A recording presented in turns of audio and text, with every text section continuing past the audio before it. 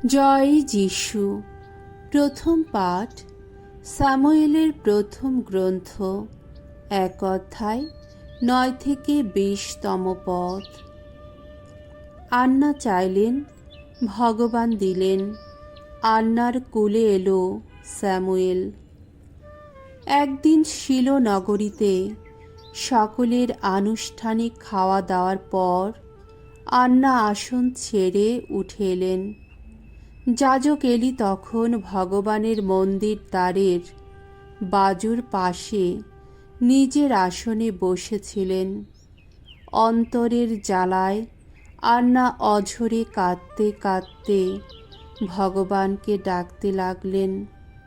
এক সময়ে তিনি মানত করে বললেন, ওগো বিশ্বপতি ভগবান, তোমার এই দাসী যে কত দুঃখী, তা যদি তুমি একবার ভেবে দেখো, আমার দিকে যদি একবার মুখ তুলে চাও, তোমার এই দাসীকে ভুলে না গিয়ে তার কোলে যদি একটি পুত্র সন্তান দাও, তাহলে ওগো ভগবান, তাকে আমি সারা জীবনের মতো তোমার কাছে নিবেদন করব। তার মাথায় খুর কখনো পড়বে না। আন্না ভগবানের সামনে দাঁড়িয়ে অনেকক্ষণ ধরে যখন প্রার্থনা করে চলেছেন, সেই সময়ে এলি তার ঠোঁট দুটি লক্ষ্য করছিলেন। আন্না মনে মনেই কথা বলছিলেন। তার ঠোঁট দুটি নড়ছিল, কিন্তু গলার কোনো শব্দই শোনা যাচ্ছিল না। তাই এলি ধরে নিলেন মেয়েটি নিশ্চয়ই মাতাল। তিনি তখন আন্নাকে বললেন, আর কতক্ষণ অমন মাতাল অবস্থায় থাকবে? এবার নেশার ঘোর কাটিয়ে ওঠো। কিন্তু আন্না উত্তর দিলেন, না গুরুদেব, তা নয়। আমি বড় দুঃখী মেয়ে। সুরা বা কোনো উগ্র পানীয় কিছুই আমি খাইনি।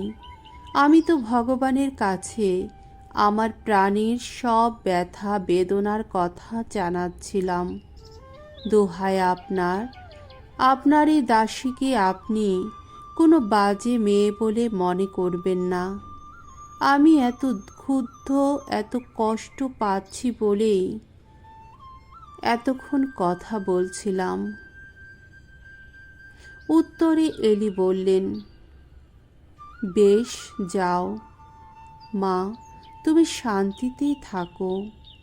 ইসরায়েলের ঈশ্বরের কাছ থেকে তুমি যা চেয়েছ, তিনি যেন তোমাকে তাই দেন। তখন আন্না বললেন, আপনার এই দাসী যেন আপনার স্নেহের পাত্রী হতে পারে। তারপর তিনি সেখান থেকে চলে এসে কিছু খাবার খেলেন। তার চোখে মুখে তখন সেই বিষণ্ণ ভাব আর নেই। পরের দিন তারা সবাই খুব সকালে এসে ভূমিষ্ঠ হয়ে ভগবানকে প্রণাম জানালেন। তারপর রামা শহরে নিজেদের বাড়িতে ফিরে গেলেন। সেখানে স্ত্রী আন্নার সঙ্গে এলকানার দৈহিক মিলন হল।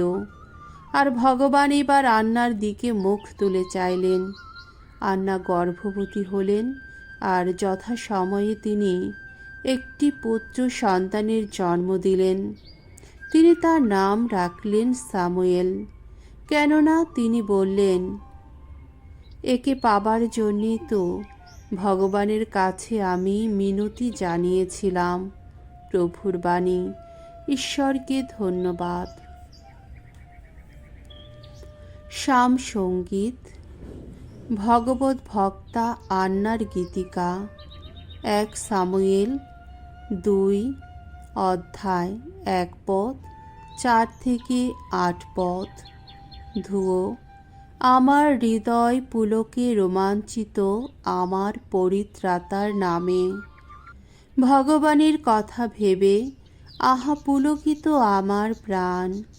ভগবানের দয়ায় আমি আজ মাথা তুলে দাঁড়াতে পেরেছি। এখন শত্রুর সামনে দাঁড়িয়ে আমার কণ্ঠ মুখর। তোমাকে সহায় পেয়ে আহা কত আনন্দ আমার। বলশালীর ধনুক এখন ভেঙে খান খান। পা টলছিল যাদের, তাদের কোমরে এখন শক্তির বন্ধনী। ভর পেটেই থাকতো যারা, তারাই আজ দুমুঠো খাবারের জন্যে দিন মজুরি করে। ক্ষুধায় কষ্ট পেত যারা, তাদের আর ক্ষুধার জ্বালা নেই। যে ছিল বন্ধ্যা, সে এখন 7 পুত্রের জননী। যে ছিল বহু প্রসবিনী, দেখো কি সুখে কাটছে তার কাল। ভগবানই আনেন মৃত্যু, তিনি আনেন জীবন। অধোলোকে নামিয়ে দেন তিনি, আবার ঊর্ধ্বে তুলে আনেন। ভগবানই নিঃস্ব করেন, আবার বিত্তবানও করেন। তিনি অবনত করেন, আবার উন্নত করেন।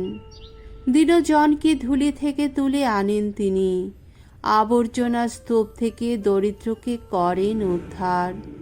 তাদের ঠাঁই দেন যত নেত্রীজনেরই পাশে, তাদের দেন তিনি কত সম্মানের আসন। বাণী বন্দনা। জয় জয় প্রভুর জয়। এ বাণী মানুষের নয়, ভগবানের বাণী। এ বাণী তোমরা সবাই বরণ করে নাও, এ যে ভগবানেরই বাণী। জয় জয় প্রভুর জয়। মঙ্গল সমাচার। মার্ক রচিত মঙ্গল সমাচার, 1 অধ্যায়, 21 থেকে 28তম পদ। যিশুর উপদেশ শুনে সবাই অনুভব করত, সত্যি উপদেশ দেবার অধিকার তার আছে। যিশু একদিন কয়েকজন শিষ্যকে সঙ্গে নিয়ে কাফার্নাউম নগরে এসে উপস্থিত হলেন। তার পরের বিশ্রামবারে তিনি সমাজগৃহে গিয়ে উপদেশ দিতে লাগলেন। উপস্থিত লোকেরা তার ধর্মশিক্ষায় বিস্মিত মুগ্ধ হয়ে গেল। তিনি তো শাস্ত্রীদের মতো উপদেশ দিতেন না, দিতেন অধিকার প্রাপ্ত মানুষেরই মতো। এখন সমাজগৃহে সেদিন উপস্থিত ছিল এমনই একজন লোক, যার উপর ভর করে রয়েছে অপবিত্র এক বিদেহী আত্মা। সে চিৎকার করে বলে উঠল, ও হে নাজারেতে যিশু, আমাদের সঙ্গে তোমার আবার কি কাজ? তুমি কি আমাদের শেষ করে ফেলতে এসেছ নাকি? আমি তো জানি তুমি কে, তুমি তো ঈশ্বরের সেই পবিত্র জন। যিশু তাকে ধমক দিয়ে বললেন, চুপ কর, এই লোকটিকে ছেড়ে এখনই বেরিয়ে আয়। তখন অপবিত্র সে বিদেহী আত্মা লোকটির সারা শরীরে প্রচণ্ড খিঁচুনি ধরিয়ে দিল।